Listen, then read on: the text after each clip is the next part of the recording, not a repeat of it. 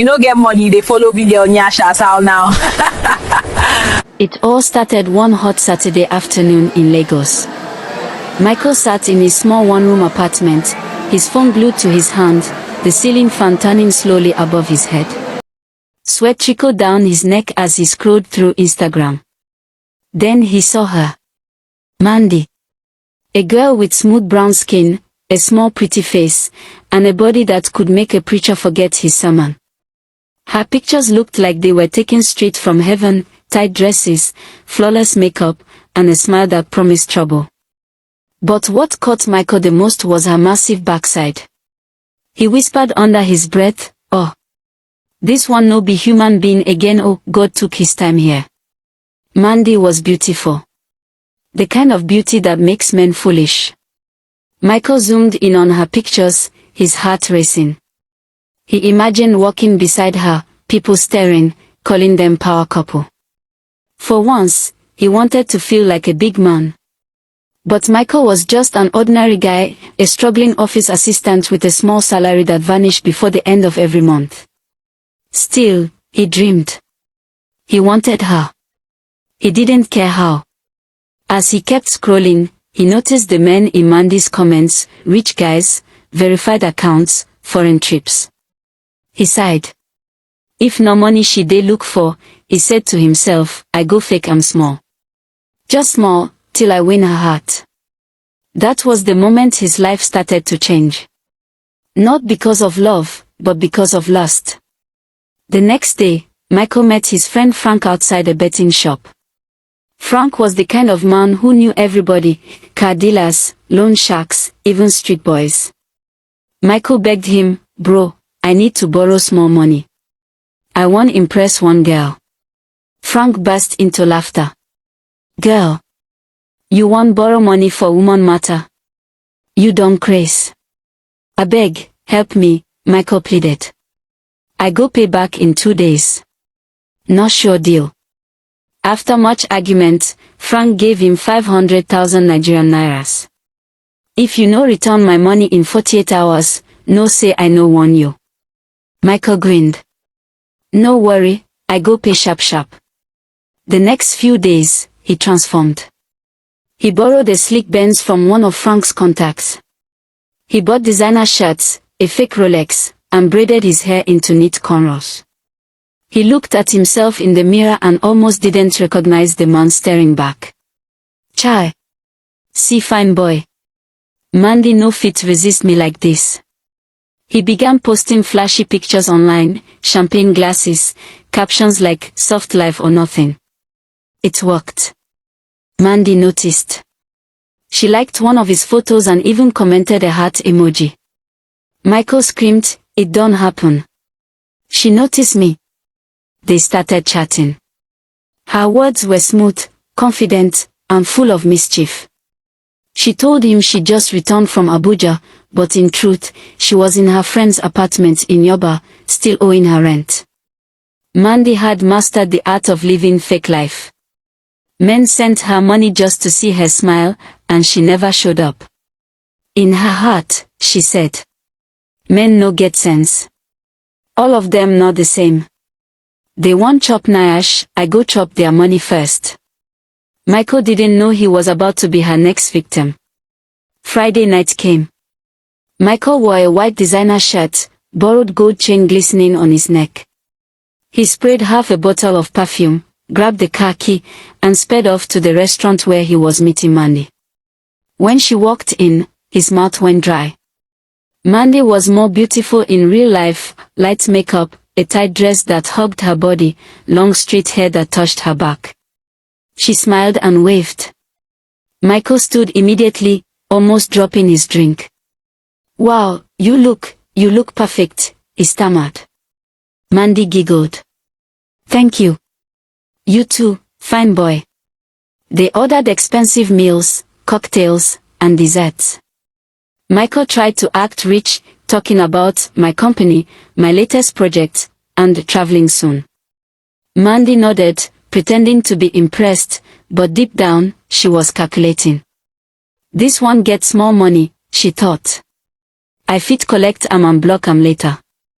After dinner, she suggested visiting a lounge. Micheal agreed instantly. He spent more on drinks, taking selfies, posting Insta stories, #good vibes only, #my queen.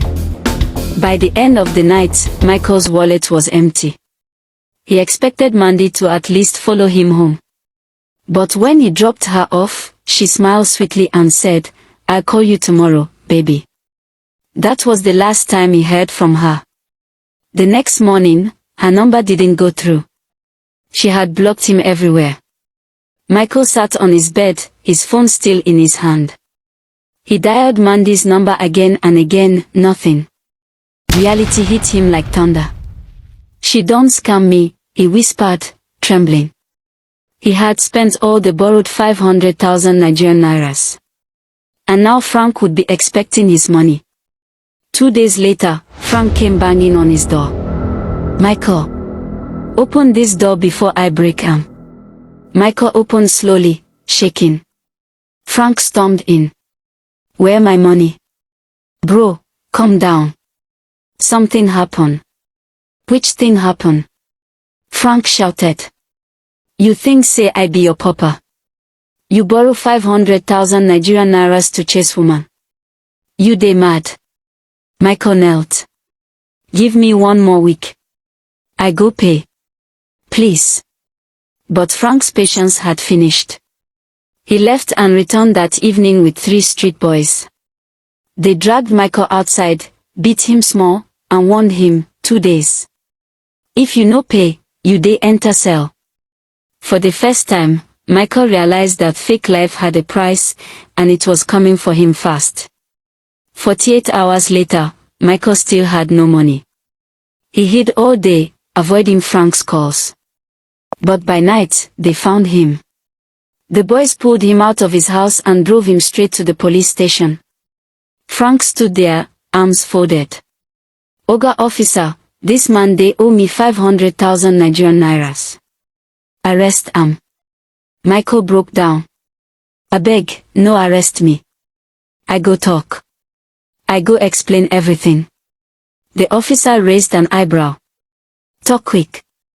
Micheal poured out everything, the borrowed car, the fake life, and the girl that scammed him. He showed them Mandi's picture. Frank stared at the photo for a long time, then started laughing. "Wait. This same girl. She don't scam me before." Even the officer chuckled. "No wa-oh. All of una they fall for the same woman." Frank's anger turned into determination. "Oga officer, we must find that girl." Using his street contacts, they traced Mandi through one of her old victims.